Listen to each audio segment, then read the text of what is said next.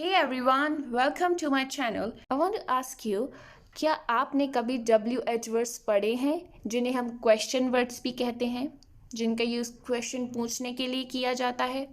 जैसे व्हाट, इसका मतलब होता है क्या। वेयर, इसका मतलब होता है कहाँ। जब भी हम किसी जगह के बारे में पूछते हैं तो हम वेयर का यूज़ करते हैं। हु, यानी कौन, जब हम किसी व्यक्ति के बारे में पूछें। व्हेन, यानी कब। कब यानी टाइम के बारे में जब हम पूछना चाहें। विच, यानी कौन सा, जब हम कोई चूज़ करते हैं ऑप्शन, तब हम विच का यूज़ करते हैं। हाउ, इसका मतलब होता है कैसे, जब हम कोई प्रोसेस जानना चाहते हों, जब हम जानना चाहते हो कि इस काम को किस तरह किया गया, तो हम हाउ का यूज़ करते हैं। लेकिन क्या आपको पता है कि जब WH वर्ड्स के बाद, इन सभी वर्ड्स के बाद एवर का यूज़ होता है, तो इन सब के मतलब एकदम चेंज हो जाते हैं, बिल्कुल चेंज हो जाते हैं। उनके क्या यूजेस होते हैं, उनके क्या मतलब होते हैं, उनका किस तरह से यूज़ किया जाता है, आज हम पढ़ेंगे। तो आज हम पढ़ने वाले हैं कि WH प्लस एवर वर्ड्स का यूज़ क्या होता है, उनका मतलब क्या होता है। So if you want to learn, stay tuned. Number one, whatever. Whatever. The word whatever can mean anything at all or it doesn't matter what. इस शब्द के दो मतलब हो सकते हैं। पहला, कुछ भी, जैसे anything, anything, कुछ भी, या फिर it doesn't matter what, कोई फर्क नहीं पड़ता क्या, कोई फर्क नहीं पड़ता कि क्या। इन दो तरीकों से हम वट एवर का यूज़ करते हैं। पहला है एनीथिंग, कुछ भी, और सेकंड है इट डजंट मैटर व्हाट, कि कोई फ़र्क नहीं पड़ता कि क्या। अब देखते हैं इसके एग्जाम्पल और अच्छे से समझते हैं वट एवर का मतलब। Okay, so first example, you can have what ever you like. You can have what ever you like, आपको जो पसंद आए वो रख सकते हैं, आपको जो पसंद आए वो रख सकते हैं। This sentence means you can have anything that you like, मतलब आपको जो भी पसंद में आ रहा है, एनीथिंग, कुछ भी, उसको आप रख सकते हैं। ठीक है, you can have what ever you like. तो यहाँ पर इस सेंटेंस में वट एवर का यूज़ हुआ है। इसका मतलब है कुछ भी। ओके, एनीथिंग, जो मैंने फर्स्ट मतलब बताया था वट एवर का, एनीथिंग, इस सेंटेंस में वट एवर का मतलब भी हमने एनीथिंग के सेंस में किया है कि आपको जो पसंद आए, मतलब कुछ भी पसंद आए वो रख सकते हैं। You can have what ever you like. अब हमारे फर्स्ट मीनिंग के बाद देखते हैं एक और एग्जाम्पल और समझते हैं सेकेंड मीनिंग को। Whatever you do, don't come home after sunset. Whatever you do, आप जो भी करते हो, don't come home after sunset. सूर्य अस्त के बाद घर पर नहीं आए। यहाँ पर whenever का मतलब है कि आप जो भी करते हो, इससे कोई फ़र्क नहीं पड़ता कि आप क्या करते हो क्या नहीं करते हो। ज़रूरी ये है कि सूर्यास्त के बाद घर नहीं आ सकते हैं। ठीक है, वट एवर यू डू का मतलब यहाँ पर एनीथिंग से ना होकर इट डजेंट मैटर वट, यानी इससे कोई फ़र्क नहीं पड़ता कि क्या से है। ओके, तो इस तरह यूज़ होता है वट एवर का दो तरीक़ों से, कुछ भी या फिर इससे कोई फ़र्क नहीं पड़ता कि क्या। Okay, next, which ever. Which ever, the word which ever can mean any one of a group और इट डजेंट मैटर विच। इस शब्द का मतलब है कि एक समय में से कोई भी एक समूह यानी एक ग्रुप में से कोई भी एक, या इससे कोई फ़र्क नहीं पड़ता कि कौन सा। ये दो मतलब है विच एवर नंबर वन, कि एक समूह में से कोई भी एक, और इससे कोई फ़र्क नहीं पड़ता कि कौन सा। ठीक है, इंग्लिश लर्नर्स कंफ्यूज हो जाते हैं कि वट एवर या फिर विच एवर में क्या डिफरेंस होता है। तो यही डिफरेंस होता है कि विच एवर का चॉइस पूछने से ज़्यादा मतलब होता है, मतलब एक सेट ऑफ ग्रुप दिया होता है, एक ग्रुप दिया होता है, उसमें से फिर चॉइसेस पूछी जाती हैं, वहाँ पर हम विच एवर का यूज़ करते हैं। जैसे कि यहाँ पर है एक समूह में से कोई भी एक। ओके, अब देखते हैं इसके examples.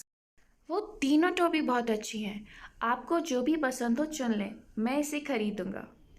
Those three hats are the nicest. Choose whichever you like and I'll buy it. Those three hats are the nicest. Choose whichever you like and I'll buy it. So this means choose any one of the three hats and I'll buy it. मतलब आप तीनों में से, इन तीनों टोपी में से किसी एक को चुन लें, मैं इसे खरीदूंगा। आपके पास ग्रुप दिया जा रहा है, ए सेट ऑफ ग्रुप, कि आपको उन तीनों टोपी में से ही किसी एक को चुनना है। ठीक है, आप इससे बाहर नहीं चुन सकते। आपकी चॉइसेस है उन थ्री हेड्स में से, उनमें से ही एक को पसंद कीजिए और फिर मैं इन्हें खरीदूंगा। तो यहाँ पर विच एवर का मतलब है कि एक समूह में से किसी एक को चुन लें। Okay, next. The word which ever also means it doesn't matter which ever का एक और मतलब होता है वो है कोई फर्क नहीं पड़ता कि कौन सा। इसको देखते हैं सेंटेंस में यूज करके। I am not sure whether I should go to Mussoorie और ऊटी। मुझे समझ नहीं आ रहा है कि मुझे मसूरी या ऊटी जाना चाहिए। ठीक है, तो ये आपने पूछा अपने किसी फ्रेंड से और उसने आंसर दिया which ever trip you choose I am sure you gonna enjoy a lot. आप जो भी यात्रा चुनते हैं मुझे यकीन है आपको बहुत मज़ा आएगा। तो यहाँ पर जो विच एवर का यूज़ किया है, which ever trip you choose, यहाँ पर इसका मतलब है कि इससे कोई फ़र्क नहीं पड़ता है कि आप कौन सी ट्रिप चुनते हैं, आप कौन सी यात्रा चुनते हैं।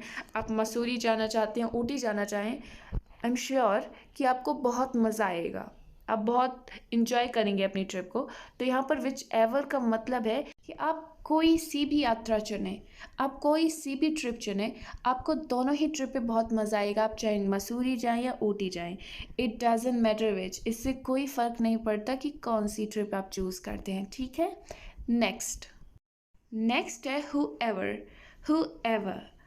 हु एवर के भी दूसरे शब्दों की तरह दो मतलब होते हैं। ठीक है, दो फॉर्म्स होती हैं यूज़ करने की, लेकिन उससे पहले मैं आपको बताना चाहती हूँ कि वूम एवर का भी काफ़ी यूज़ होता है। ये भी बाकी सब शब्दों की तरह वूम और एवर, लेकिन काफ़ी टाइम से वूम एवर को हम रिप्लेस कर देते हैं हु एवर से। ओके, बिकॉज काफ़ी डिफ़िकल्टी होती है समझने में कि हु एवर का या कहाँ पे यूज़ करना है, वूम एवर का कहाँ पे यूज़ करना है। तो अब हम ज़्यादातर हु एवर का ही यूज़ करते हैं। The word whoever can mean any person और it doesn't matter who. Whoever का मतलब होता है कि कोई भी व्यक्ति। ठीक है, हु का हम यूज़ ही करते हैं किसी भी व्यक्ति के बारे में पूछने के लिए। तो यहाँ पर हु एवर का मतलब है कोई भी व्यक्ति, या फिर इससे कोई फ़र्क नहीं पड़ता कि कौन, इट डजेंट मैटर हु। अब देखते हैं example. Who ever told you that didn't know much about cars. जिसने भी आपको बताया है उसे कारों के बारे में ज़्यादा नहीं पता। ठीक है, तो इसका मतलब है any person who gave you that piece of information did not know much about cars.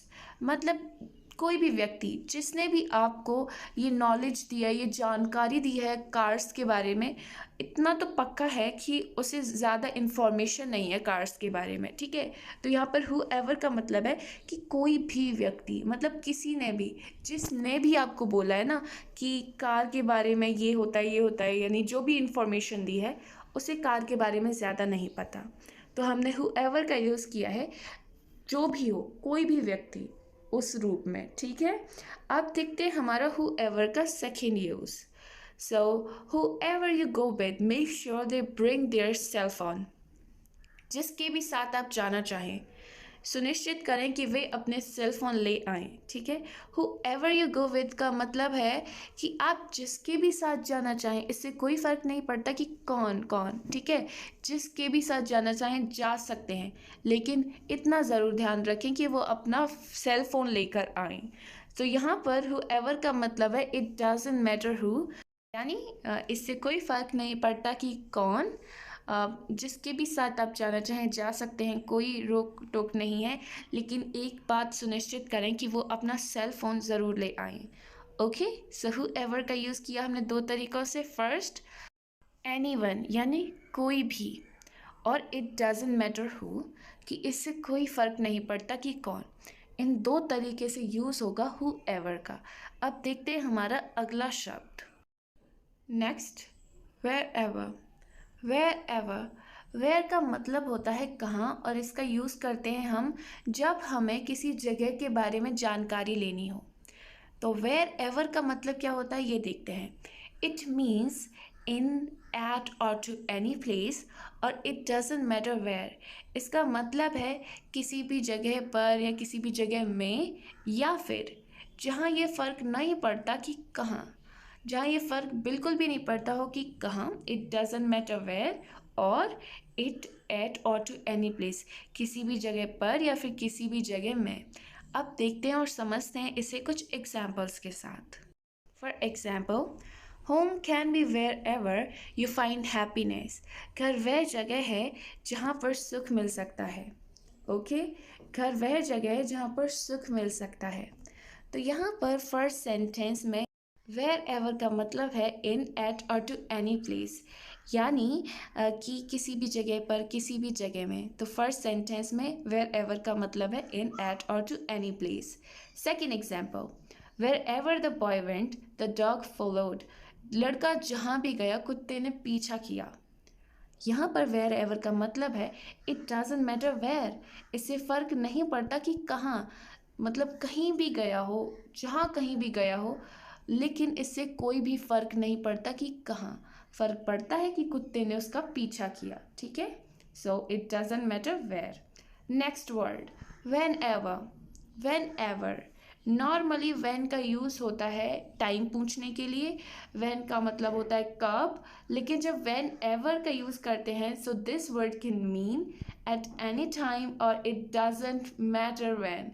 इस शब्द का मतलब है, इस शब्द का मतलब किसी भी समय, या ये फ़र्क नहीं पड़ता कि कब हो सकता है। वेनेवर शब्द का मतलब किसी भी समय, या यह कोई फ़र्क नहीं पड़ता कब हो सकता है। वेन एवर को समझते हैं कुछ एग्जाम्पल्स के साथ।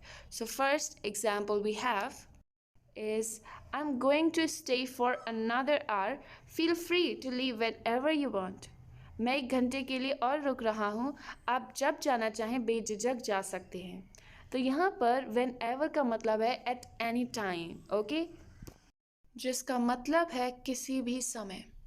ठीक है, तो मैं 1 घंटे के लिए और रुक रहा हूँ, आप जब जाना चाहें बेझिझक जा सकते हैं, यानी आपको जब जाना है आप किसी भी समय जा सकते हैं, बेझिझक जा सकते हैं किसी भी समय। तो यहाँ पर वेन एवर का मतलब है एट एनी टाइम, यानी किसी भी समय, किसी भी समय। अब देखते हैं वेन एवर का second use with more examples. Whenever you have time, sit down and enjoy the life. जब भी आपके पास समय हो, बैठो और जीवन का आनंद लो। Whenever you have time, जब भी आपके पास समय हो, बैठो और जीवन का आनंद लो।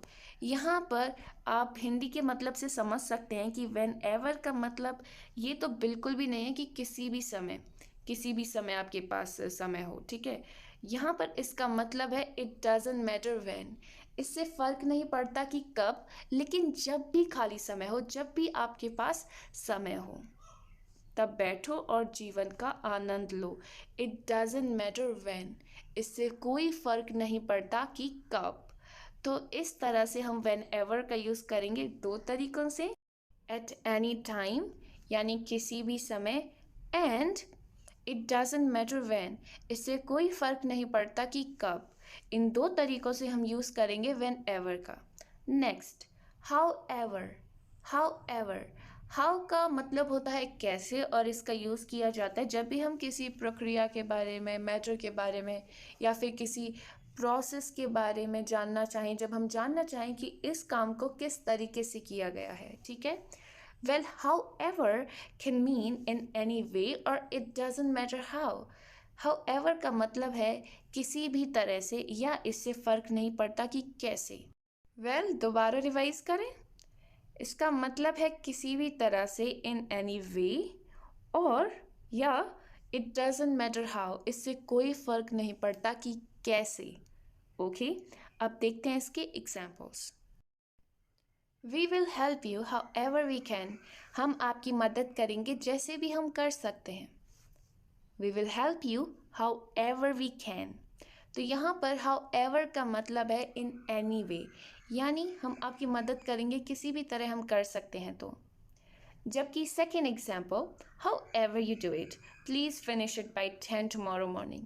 जैसे भी आप करो, कृपया इसे कल सुबह 10 बजे तक ख़त्म कर देना। तो यहाँ पर however का मतलब है it does not matter how, it does not matter how, okay.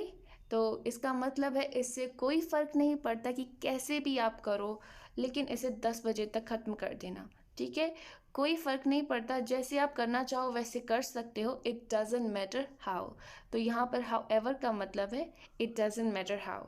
तो इस तरह से यूज़ करेंगे हम however का दो तरीक़ों से, इन एनी वे यानी किसी भी तरह से, और इट डजेंट मैटर हाउ कोई फ़र्क नहीं पड़ता कि कैसे। Okay, I hope you understand the use of how. Well, this is the end of the video. If you liked, then hit the like button and subscribe my channel for more informative and interesting video like this.